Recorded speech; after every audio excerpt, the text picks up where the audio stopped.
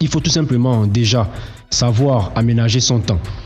Premièrement, savoir aménager son temps et laisser à chaque fois des tâches que tu peux gérer maintenant à plus tard.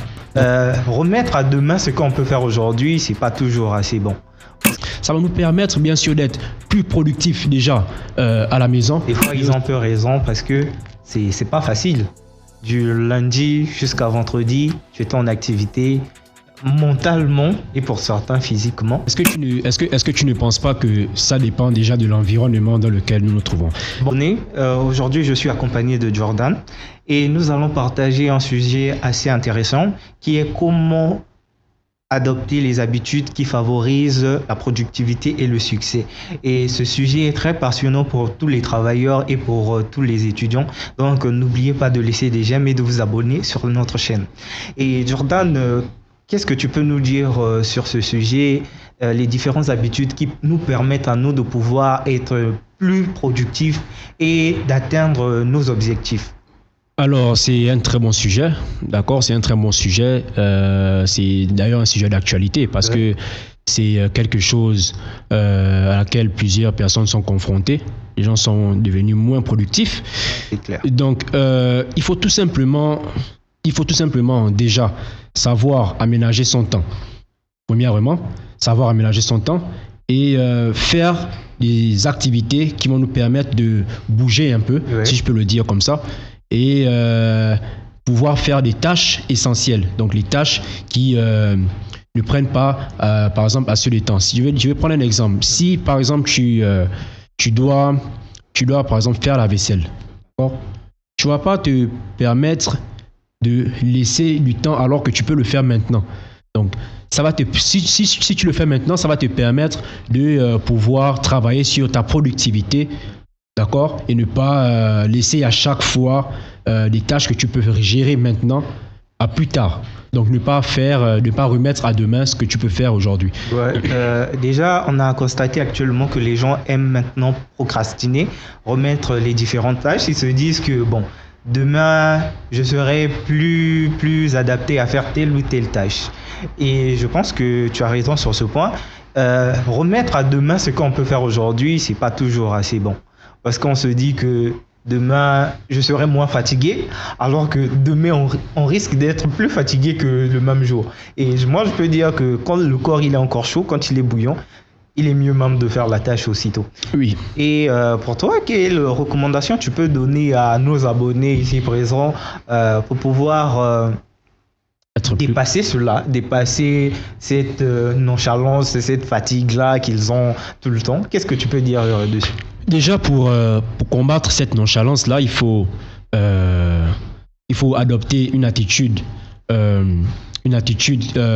plus créative, d'accord? Permettre aux gens de sortir de leur zone de confort, surtout cela, sortir de leur zone de confort, mener des activités qui vont les occuper, parce que bien sûr, si tu n'es pas occupé, ça va favoriser la nonchalance, tu seras moins productif. Donc faire une activité et voilà, comme je disais, par exemple, on peut aussi pratiquer du sport. Pratiquer du sport, parce que le sport, c'est bien sûr quelque chose qui va booster notre productivité. Être entreprenant pour quelqu'un qui vise le succès. Moi, surtout le sport, je trouve que notre société a adopté certaines habitudes qui deviennent assez bonnes, parce que on voit maintenant les dimanches certains papas, certaines mamans partir courir, des fois à faire un peu de marche. Moi, je dis que c'est très important, parce que avant, qu'est-ce qu'il faisait? Il se dit, j'ai travaillé toute la semaine, bon, je me repose le week-end parce que la semaine a été chargée. Alors que le corps, il faut le détendre, il faut libérer toute... comment je vais dire, toutes les impuretés de la semaine. Et le sport, ça permet de pouvoir se libérer. Parce que le fait de rester à la maison, tu penses en fait. Oui. Tu es là, tu penses, tu réfléchis, te disant que non, je vais rester là, mon cerveau est en arrêt, alors qu'il ne sera jamais en arrêt.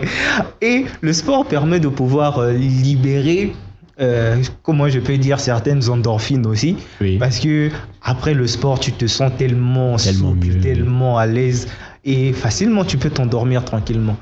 Et moi, j'encourage en tout cas notre société parce que c'est de bonnes habitudes qu'ils ont fini par Oui, bien avoir. sûr. Oui, bien sûr. Il faut adopter ces habitudes-là. Par exemple, lorsque on sort du boulot, Oui. nous sommes fatigués, donc on a envie de plus rien faire parce que ce à quoi on pense, c'est juste se reposer, voilà, récupérer de notre semaine.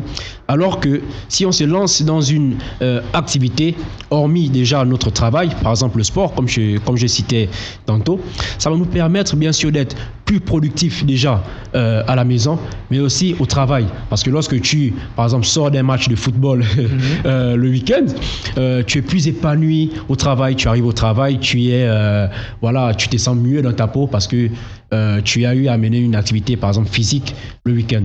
Et moi, je trouve que ce fléau-là atteint plus les hommes que les femmes. Je trouve que les femmes sont plus promptes à directement attaquer la tâche que les hommes qui ne cessent de remettre à demain. Ils se disent que, bon, c'est comme on dit, les hommes, c'est des paresseux de nature. Non. Les hommes remettent tout le temps les tâches, ils se disent, bon, j'ai assez travaillé. Parce que le constat fait, c'est quoi? Le constat fait, c'est que on retrouve le plus souvent les hommes. Il a travaillé toute la semaine, ils se sont fatigués. Le week-end, bah, il dort comme pas possible. Oui, mais après, il faut savoir aussi, parce qu'on prend l'exemple sur notre société, il faut savoir que on a une société où les hommes sont plus actifs que les femmes. Ça, c'est pas quelque chose qu'on découvre de maintenant. Donc, les hommes sont plus actifs que les femmes. Et c'est bien sûr, comme tu le dis, c'est bien sûr un fait de voir certaines personnes ne plus se lancer dans des activités diverses et juste vouloir se reposer lorsqu'ils rentrent du boulot, récupérer de la semaine. Mais moi, je pense tout simplement que il faut, comme je disais, il faut tout simplement trouver des activités qui vont permettre d'être mieux épanouis, d'accord, faire ce qu'on aime, d'accord, parce qu'on va pas combattre la non-productivité avec quelque chose qu'on n'aime pas. Mais Donc, tu trouves pas que des fois ils ont un peu raison parce que c'est pas facile. Du lundi jusqu'à vendredi, tu es en activité mentalement et pour certains physiquement. Après, tu as le week-end, tu as 2 jours pour te reposer.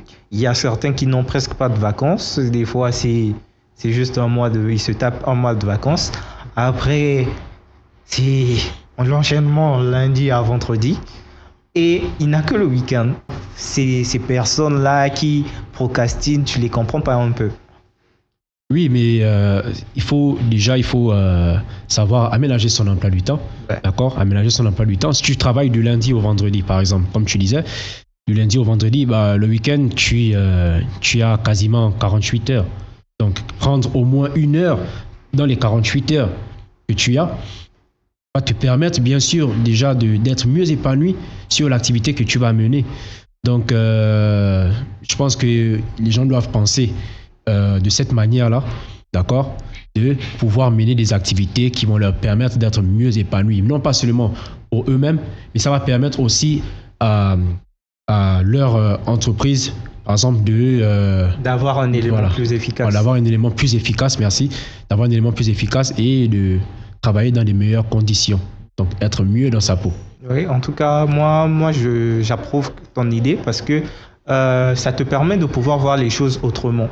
Le fait de rester à la maison et d'être dans cet enclos, ça te permet pas d'avoir une assez large vision. Parce que, imagine-toi, au boulot, on t'a dit de régler tel ou tel problème. Mais si tu partais à l'extérieur, te détendre un peu, essayer de pouvoir détendre ton corps, d'être moins stressé, je pense que tu auras plus cette facilité-là d'attaquer tel ou tel problème. Parce que le fait de sortir, tu pourras voir la Oui, bien solution sûr. même en cours de route. Oui. Tu vois un petit problème sur lequel tu te dis, bah attends, déjà je prends l'exemple des commerciales. Imagine toi, tu travailles dans une entreprise et on te dit, on veut que tu puisses nous aider à avoir plus de clients.